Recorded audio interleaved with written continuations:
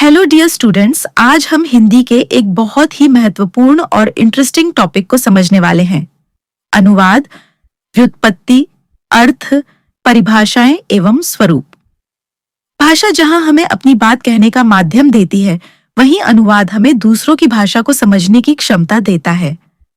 In simple words, translation is a bridge between two languages. तो आइए इस topic को एक क्लियर और इजी तरीके से समझते हैं। एक, अनुवाद का परिचय मानव समाज में भाषा, लैंग्वेज विचारों, भावनाओं और ज्ञान को व्यक्त करने का सबसे महत्वपूर्ण माध्यम है।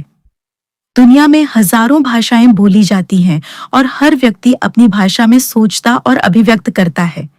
लेकिन जब हमें एक भाषा के विचारों को दूसरी भाषा के लोगों तक पहुंचाना होता है, तब जिस प्रक्रिया का उपयोग किया जाता है उसे अनुवाद, ट्रांसलेशन कहा जाता है। यह एक ऐसी प्रक्रिया है जो विभिन्न संस्कृतियों, समाजों और देशों को आपस में जोड़ती है। 2. अनुवाद शब्द की व्युत्पत्ति, इटिमोलॉजी। अब समझते हैं कि अनुवाद शब्द बना कैसे। अनुवाद बराबर अनु प्लस वाद अनु बराबर पीछे पीछे, अनुसरण करना, टू फॉलो।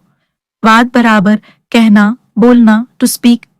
इसलिए इसका शाब्दिक अर्थ हुआ किसी के कहे हुए को फिर से कहना, अर्थात एक भाषा में कही गई बात को दूसरी भाषा में उसी अर्थ के साथ पुनः व्यक्त करना ही अनुवाद है। 3.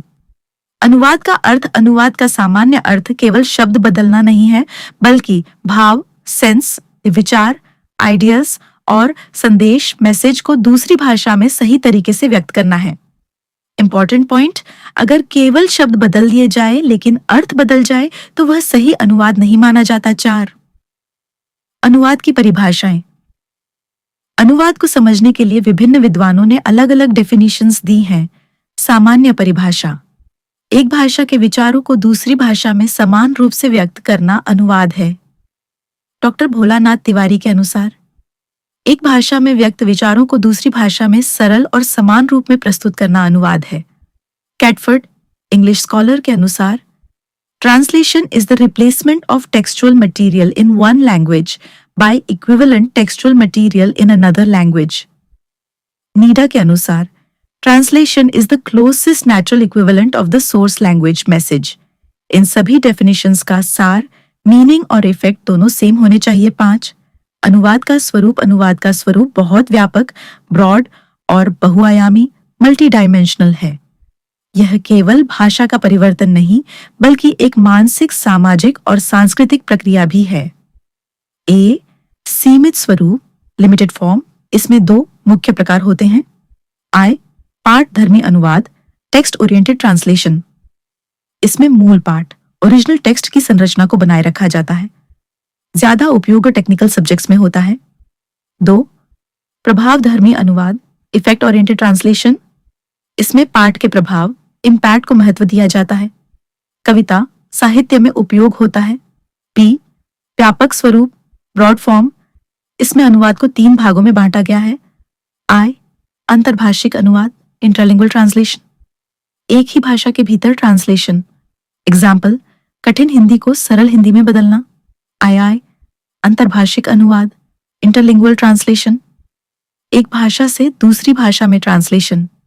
एग्जाम्पल, हिंदी टू इंग्लिश 3, अंतर प्रतीकात्मक अनुवाद, इंटरसिमियोटिक ट्रांसलेशन, शब्दों को सिंबल्स, इमेजेस या साइंस में बदलना। एग्जाम्पल, कहानी को मूवी में बदलना। 6. अनुवाद की विशेषताएं, कैरेक्टरिस्टिक्स, अर्थ की समानता, सेम मीनिंग, भाषा की स्वाभाविकता, नेचुरल एक्सप्रेशन, स्पष्टता, क्लैरिटी, सांस्कृतिक समझ, कल्चरल अंडरस्टैंडिंग। 7. अनुवाद का महत्व।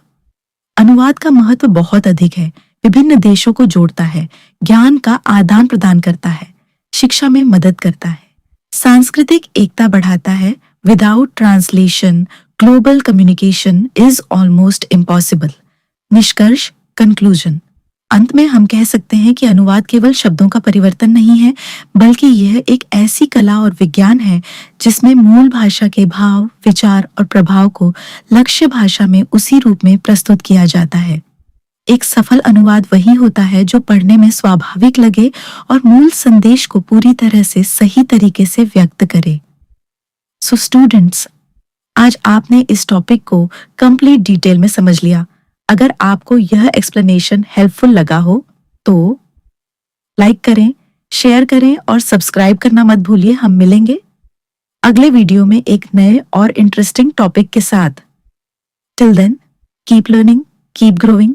Thank you so much student.